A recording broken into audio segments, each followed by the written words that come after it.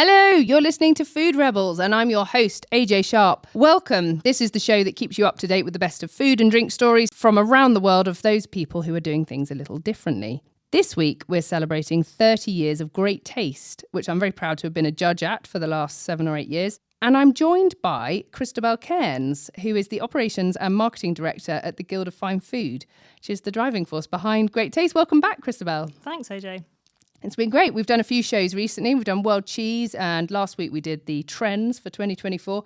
And this week we are focusing on those beautiful black and gold stickers. Can you tell us a little bit about the Great Taste scheme? It's been going for years, hasn't it? Yeah, so this year is the 30th anniversary of Great Taste. It was started, the first one happened in 1994, but it all started a little bit before that. The supermarkets were going with a sort of pile it high, sell it cheap mentality, if you like, and the delicatessens of the UK were fast disappearing. So I think we'd got down between sort of 1988 to 1993 down to just 1,400 independent food shops left. So there was a real need for the smaller people to have a bit more of a voice and for some of those marketing slogans of sort of, you know, this tastes the best and that sort of thing to have a bit more gravitas behind them to actually have been tested out. And that's where it all started off from. It started off with just 246 products. I think they were actually bought initially, and a small collection of people, sort of well-respected food experts in the industry, got together and judged them. And it's really grown massively from then. It started off as a trade accreditation and now has a kind of consumer power behind it. People get very, very excited about the results. Yeah, I'm one of them. Yeah. How did it start then, Christabel? So there's a few people in a room judging, you know, these 200 products. Then what happened? Well, they've always been blind tasted, and that's always been a very important part of the process. And, you know, a lot of detail into how the products are tasted, making sure that you're getting a range of opinions. And then it sort of grew gradually, I think, really. By about 2000, I think there were 1,500 products in it. And I mentioned that the independent retail sector was under some pressure, but then in the 2000s, so sort of between 2000 and 2010, about 2,000 more retailers opened. So, you know, that's fantastic, sort of different farm shops, and people were starting to really think about where their food came from. You know, there were less good things for the food industry, sort of various health scares and outbreaks and things. So people wanted to know where it was made, who made it, was it local? And I think as well, waking up to, you know, what was being sold in supermarkets, and perhaps that some of the branding or the sort of taglines on things were perhaps less, you know, there wasn't some tasting behind it. There were maybe a little bit more marketing. And that's the thing, isn't it? That the integrity of this awards accreditation, I suppose we could call it, has always been that you've come back to flavour. I know that sounds obvious. It's called the Great Taste Awards, but it's not about your packaging. It's not about where you're sold or how many places you're sold or anything like that. It is literally just taste. Exactly. And you can be a marmalade maker who is a one person, you know, making your marmalades, or you can be the world's biggest marmalade manufacturer. And, you know, as a judge, you'll just have those two marmalades in front of you and you'll be judging entirely on taste. It was never set up as well to be a consumer marketing tool. So, you know, I love it when I sort of talk to people that I meet and they go, oh yeah, I know the Great Taste Awards, and you know, if there's two marmalades on a shelf, I pick the one with the Great Taste Award. That's an amazing sort of side effect, if you like, of why this was set up in the first place. It was set up really as a kind of very serious trade accreditation, which it still is. But consumers, because it's got that integrity, because it's got those layers of, you know, a layered judging process, people have got to agree. It's not just somebody saying, oh, that's a nice bottle. People take notice of it, and they can also, you know, you're talking about consumers going into a shop and spending their hard-earned money. You want them to come out with a product they'll be really, really pleased about. Mm. And I know whenever I go into a shop, I always buy the 3-star. And I know everyone says that, but I really do. They do. And, you know, one of my favourite things, we've got an office in London near Borough Market, and it's got a big sticker on the outside that says Great Taste. And occasionally you see somebody walk past and they actually get visibly excited. And you kind of hear this little noise outside and they go, oh my God, and they knock on the door and they go, is this where it happens? Is this where the judging happens? And I mean, that's amazing for something. It's, you know, it's 30 years old. It's very, you know, there's a process behind it. There's people sat there judging food seriously, to get somebody off the street knocking on the door, excited about, what's the next product is just brilliant. That's incredible. So, Christopher, what was the first ever winner of Great Taste? So there are lots of winners every year. And at the moment, we've got kind of 1-star, 2-star and 3 stars. But in terms of an overall winner, we have something called the Supreme Champion. And that started in 1998. And it was a strawberry jam with champagne made by a company called Thursday Cottage, who actually still enter products today. So still going strong. Fantastic. That's incredible. I'm really pleased that we can welcome onto the show 2 guest experts. I've got Margaret Carter and Jenny Whittam from the Patchwork Traditional Food Company, who established their company, founded it in 1982. And Margaret, you call yourself the Chief Excitement Officer. Is that correct? It is, only because I don't like titles. And I'm a chronic dyslexic, but I'm passionate about being a perfectionist. And have fun doing it. So that's my role on the planet. Fantastic. And Jenny, you guys were there, weren't you? Right at the beginning of when the Great Taste Awards first started. We were. Yeah, back then, and there weren't so many categories as there were now. There weren't so many entrants as there were now. And as far as pâté was concerned, which was our line of produce, there was only one category, and it was for a pork liver pâté. And we were gutted when we saw it, because we didn't make any pork liver pâté, because all our pâté was basically chicken liver based. And so decision was, well, let's make a pork liver pâté. So I've always looked after all the MPD. So I think we came up with was it pork liver and apple? Sounds good to me. Perhaps we should do it again.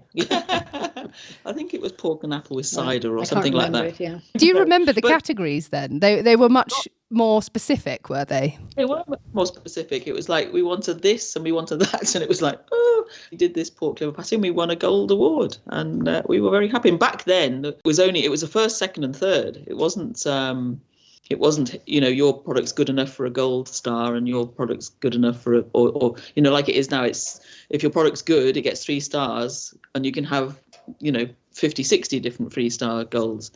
But back then it was, in each category there was one winner and there was 1 second, 1 third. And I think they probably had a highly recommended as well. But so we got the gold. We were happy. Very happy. We love winning. We're not very good losers. No. Oh, Even though I'm not competitive, by the way. No, she says she's not competitive till she loses. And then all hell breaks loose. Yeah, we did almost leave one competition one year when we got only a highly commended in something. It wasn't a Great Taste Award, it was something else. But were you involved in the judging of the competition as well? Later years, yeah, it wasn't till way down the line. We both went on a judging thing, didn't we? Yes. I think Wales hosted it one year, and pulled in lots of sort of Welsh judges. So we were pulled in for the judging at those those Welsh ones. But your son Marcus does more judging than we've ever done. Artisan, yes. The Artisan Food Club. He's been judge for a while. He's been, I think he's got the full quota of badges for every year. And Rufus, my other son, also. Yeah, but Marcus has been the main one. Rufus has done judging as well. But so it's a family event then. The passion for good quality artisanal produced food has run in the family. Yeah, and having opinions.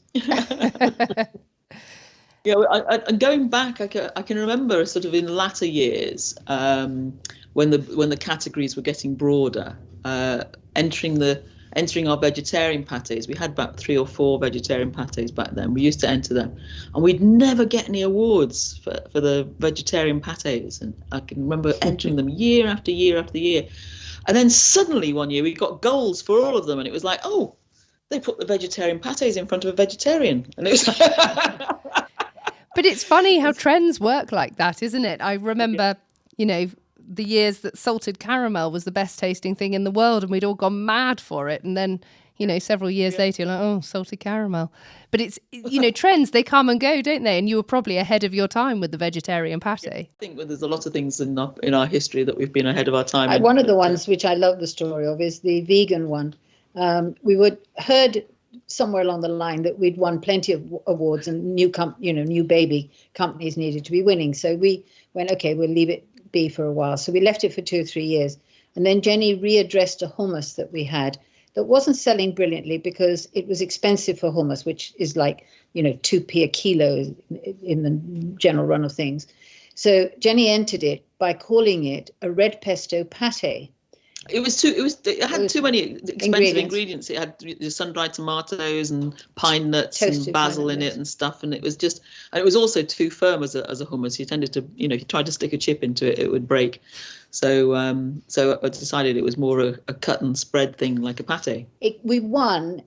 First of all, 10,000 entries, isn't it? And we came down to 150, came down to 50, and we won. Yeah, we got the Golden Fork for Wales that year. That was great. Did you? Fantastic. I think the judges were a bit horrified when they found out it was bloody patchwork, though. Consistent winner. Yeah. And of course it's all blind judged. And it was back then, wasn't it? Has it always been completely blind judged? It's always been that there was no brand attached to the product when it was put on the table. But the problem for us was that I think our meat pates are very distinctive, and I think you got to the stage that people would recognise them. But they didn't the hummus, which I think we weaved our way through. The vegan pate. And it was vegan 20 years ahead of its time. Yeah. How have the awards impacted your business, do you think? I mean, you talking about MPD as a result of the awards. I mean, that's really going, above and beyond. They've definitely got their place in the market now. I mean, I think going back to the early years, there was very much a sort of trade event, not really made much to the public sort of thing. And I think once it sort of got that public uptake, it's definitely got some gravitas to it now. And I think, I find myself when I'm shopping, I'll see a great taste product and I think, oh, I'll try that one, And I also, knowing something of the judging process, I'll know that sometimes when a thing's got a 2-star gold, it's like, that it probably had a 3-star at one point, but has been knocked back by the second judging table or something like that. So if I see something with a 2-star gold, I always buy that, knowing that it's actually probably better than it's really made out to be. I think you're right, because we're quite particular about making sure that so many people agree it's a 3-star, that, if somebody's going to go and buy and spend their money on that in the shop, you want them to, we say, if you see a 3-star product, don't leave the shop without it. So I think the 2 stars sometimes they're really ones to look out for because they've done really, really well. Just hearing you say gold, that's not something I'm familiar with, because at the moment we think of 3 stars, 2 stars and 1 star. So has the actual kind of the accreditation itself, the medal as it were, has that changed over the years? Yes, things very slightly. Things used to get a gold award, and we talked about getting gold stars, and then it sort of just became stars over time. And people always say, how do you tell if something's a 1 star, a 2 star and a 3 star? And it is, you've done judging, it is quite difficult to sort of put it into words, but somehow in the judging room, things go around and people just know. They kind of go, yeah, this is a really strong 1-star product. Good example. 2-star, yeah, really happy.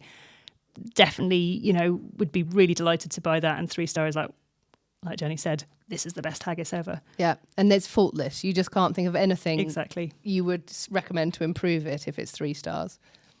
Yeah, one of the key things, though, about the whole taste judging process is that the phrase that is given as to what the manufacturer's description of the product, I think is absolutely key to whether that product gets what's rating that product gets, because that's what as a judge, you're sitting there tasting a product and you're told that this is I don't know, rosemary jelly, this is a fragrant rosemary jelly with, this, that and the other sort of thing. And if when that rosemary jelly arrives to you, you give it a sniff, there's no fragrance, well, you're already disappointed. So you're already thinking, well, that's not what they say it is, sort of thing. And I think that's when I often get asked to help with people putting forward their entries, and I'll say, whatever you put in that description is the key to that product winning an award, as much as the product itself being good. If what you say about it isn't, if it doesn't say what it says on the tin, then you're on a road to nowhere. I agree in some ways. As a judge, I would rather somebody gave me less information in the descriptor. If they just said, this is, like you said, rosemary jelly, and then we can taste it and go, oh, it's really fragrant. Oh, there's essence of this and that and the other. And then you're excited by it. I coordinate for judging, and you do a load of training. And one of the trainings we did recently was about bias, and it was about looking at a product with your eyes, smelling it, tasting it, all the different things, and the expectation of what you thought it was going to be and what it actually was, and not negatively marking something because it didn't reach your expectation. And one of the best examples was a stingless bee honey. And so we all go, oh, honey, okay. And you go to taste it and you go, oh, ugh, absolutely revolting. But if somebody were to give it to you and say, this is a balsamic vinegar, and you were to taste it, it would be the most beautiful balsamic vinegar you'd ever tried, with essence of this and that, and absolutely stunning product. But because you were thinking honey, it almost didn't do well. It actually did end up doing really well in the end, but we were almost shouting around the room, don't think honey, taste it again. I know which one you're meaning there. I've got some in my fridge. It's so good, isn't it? Absolutely beautiful. It's I always, going back to the sort of awards being gold, silver, or bronze as they were back then. I always remember getting a gold for our smoked salmon pate, and I can remember at the show saying to lots of people, "Oh, we've got a goldfish pate," and I kept getting funny looks at goldfish pate. No, it's a fish pate with a gold star. That's brilliant. Did you find that it really improved sales for you guys, and was something like that where you're saying this is a goldfish pate? Did it really help to sell it in that moment? Maybe not the goldfish example, but a gold chicken liver pate, for example. Was it really helping you guys to kind of reach your consumers in that way? I think once it got that it got over that hurdle it had in the early days of not being recognised by the consumer. Once it got that consumer recognition, I think absolutely. I mean, these days it is very definitely something to be looked out for. And I think that you can go to a buyer and give them a choice of 3 products and say, this one's our 1-star product and this is a 2-star product and this one hasn't got anything at all. Which one would you like to sell? They're going to gravitate to the Great Taste one straight away. It goes without saying, I mean, we have to say we've lost count of how many awards we have got now. I think we lost count somewhere around 80 or 90 or something like that. Not just Great Taste awards, I'm assuming, just all kinds of awards. No, I think most of those are Great Taste Awards, actually. Wow. Yeah, I mean, over 30 years, that's incredible. Well, 40 years. 40 years. Well, 40 years of you guys, but 40 years of us. But we are proud. We are proud, definitely proud. To be recognised for your sloggings, as it were, in your business is by people that you respect as well. Yes. I mean, the great thing about the old awards is it was free to enter. Yes, that's the only thing. Yeah, there was the good old days. I think it's now done on a scale, doesn't it? It is, yeah. I mean, I think we have a challenge to make it free at the moment. But yeah, the smaller people get charged less than the bigger people. Smaller producers, yeah. Yeah, it's kind of scaled depending on your revenue. I think that's been worked out to make it a bit fairer, so that and actually they did a micro bursary thing this year. We did, yeah. We had 50 products that entered for free as a if they sort of needed a helping hand to get in, and that was to celebrate it being 30 years old, but something that we'll do every year from now on. I called it a micro bursary, but I meant a bursary for micro producers, didn't I? Exactly. A micro producer being like under 100k with only 1 or 2 people working in it, and commercially available, but not yet entered into Great Taste. Yeah, so really helping people right at that kind of grassroots stage. Yeah, and I actually met somebody on Friday. I went to an event and they'd been one of the winners in it, and they'd then got a listing somewhere, and you can kind of see it in action, which was really nice. Yeah, we really see that these days. It has a huge effect on the sales for that particular company, and it really affects, like you're saying, the retailer being more likely to take them on because they've got this accreditation. I mean, you guys found that, did you, over the years?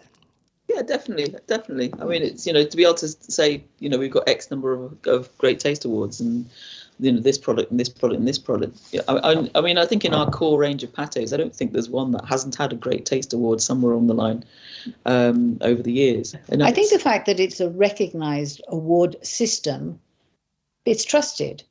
I mean, there's been no mess ups over the years with any of this. So It's trusted. And I think the thing I like about it is the fact it's taste. It's just done on its taste. It's not done on its branding. It's not done on its, whether you've got a great big marketing budget behind you or anything like that. It's just done on its taste, and that's what that's the essence of the whole thing of Great Taste, really. And the fact it's 30 years, it's established. Yeah. We call that established, definitely. And as far as possible, everyone's on a level playing field. There's some other schemes where there's maybe like a judging round on paper first, and as you say, those marketing spiels or the descriptions can then sort of knock out some really good people. But this is, just on taste, something decanted into a jar. That's what you get, and for better or worse, then a product's got to stand up on its own.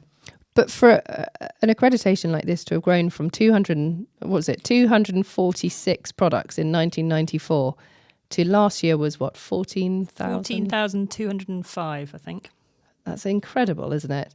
I mean, what a great... And you have to cap it there now, don't you? We do. We cap it every year because, back to the judging process, we just don't think we can do the products justice if we have too many in. And that's, 14,000 might sound like a lot, but it's 2 venues for 4 months, pretty much every day judging. You sort of imagine it like a restaurant, basically, and the judges come in, we serve the food, 2 sessions of judging a day, and between March and June, we're going through all the products. And it's full on, isn't it? It's a busy old time judging through everything, and you've got to put hot food first. And I know we're going to talk a bit about that in next week's show, but it really is the most comprehensive scheme for measuring all these products against each other. And it's so interesting to hear how it's evolved over the years from this sort of tiny trade tasting where Bob Farron had gone and bought all the products himself through to now where people are entering it and entering from around the world. That's the other element. Yeah, I think it's, there's an element to it where it's about products, but it's also about people. So people have met, other business connections, friends, people that have helped them with their business through turning up at the judging, through dropping their products off at our door, being at the show afterwards, selling their goldfish pate. And that's what I really like about it as well. It's a kind of big networking. Has got, sometimes a bad rep, but a big network between everybody. Which is nice.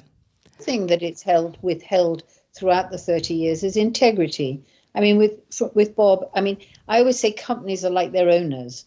Are you with me? It's like I'm passionate about the integrity within a company. And what's gone on in the world we're talking here, it's just been, I have never heard rubbish talked about it. It's got integrity. Yeah, I'd agree with that. I've seen that with how professional the awards are organised behind the scenes. If there's any chance that anyone could have known anything from anywhere, you're not going to be judging that day. You're never going to be allowed. If you do happen to be a producer, and there are very few who also judge, you would never be put on the same day as your product coming out. There's such attention to detail on that front that is absolutely incredible. But on the whole thing, throughout the 30 years, I've never heard anything untoward about it, which is good. When the world is full of yuck out there, but you're yuckless. Well, that's really lovely to hear. What advice would you have then to companies who are looking, you guys are the kind of gold standard here of Great Taste Award winners. What advice would you have to smaller businesses who are just starting out? You're passionate about your product and it's the best that you can do. You've given it your best, the best ingredients, best everything, the process all the way through. Enter it, because don't be shy about entering it. You'll be judged. But if you dig deep, put your products in there. If artisan producers are passionate about their products. Yes. They wouldn't be doing it otherwise. And it's a case of dig deep, put your hand in your pocket, put the entrance in, and going back to that descriptor line is make sure you describe it accurately. And don't get all flowery and eloquent and unnecessary. Just say, as you say it like it is. It's a rosemary jelly, and then you can decide whether it tastes of rosemary or not, and whether it's the judges can come out with the eloquence and go, yeah, this is magic. Well, you get copies of that, don't you? As producers, you get a copy of all the feedback from all the judges. Yes. And what do you yeah. do with that feedback? Oh, usually if we haven't won an award, scream and shout and say, God, they didn't know what they were talking about. That our product, they must have got them mixed up. Which we'd never do, of course. If we've won, it's a totally different story. No, we're not as bad as that. We're just having fun here. Yeah, I mean, it's interesting. I mean, there was another award that Margaret and I entered, a food award, but not a great taste award, and we got a feedback form about that product, and we did actually act on that feedback and entered it again and got the top award the following year. So advice to the people that get that feedback: if you want to improve your product, listen to what's been said and think about changing it. But then, having said that, it depends how well a product's selling. If the product's selling well enough anyway, don't change a thing. Not even a grain of salt. I mean, we've had that with patchwork products in the past, where we've a classic one, our chicken liver Cointreau orange pate. We used to squeeze the oranges on a little domestic electric orange squeezer for the juice, and we sort of would burn one out after about 6 months, because it's not, it's domestic bit of kit, not designed for commercial. And then it got to the stage that we were burning one out every month. So we thought, we're going to have to upgrade this bit of kit. So we bought ourselves this very fancy orange juicer, yeah. a commercial orange juicer. And we were, it's brilliant, boom, boom, boom. And, the juice was there in no time.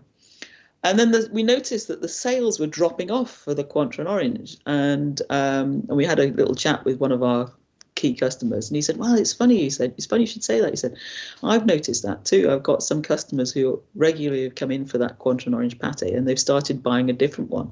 And we realised at that point, the juice that this commercial juicer was making didn't have the sharpness about it that the little juicer was giving it. I think some of the pith from the orange was going into the juice. Therefore, it was making it sort of softer, if you like, and it didn't have the same orange hit that the little domestic juicer was giving it. So we threw away the commercial juicer and went back to a hand juicer. We now have this. We still, 40 years later, have this hand press that we juice the oranges with. You just don't know how sensitive your customers are to the details of your product. Thank you very much for that. That's brilliant. Some great tips. Unbelievably, we're actually out of time now. Thank you to Jenny and to Margaret for sharing their story with us and giving us some great tips. Another big thank you to Christabel Cairns for joining us as our guest presenter today. Thank you for being here. Great to be here. You've been listening to Food Rebels, which is available on radio stations around the UK. You can listen on Apple Podcasts, Spotify and Audible. Please remember to subscribe and rate us 5 stars, hopefully. It makes a huge difference to our podcast. We're also on Instagram at food_rebels. So give us a follow if you'd like to come on our show. You can always get in touch with us there. Thanks so much for joining us, and make sure you taste the rebellion.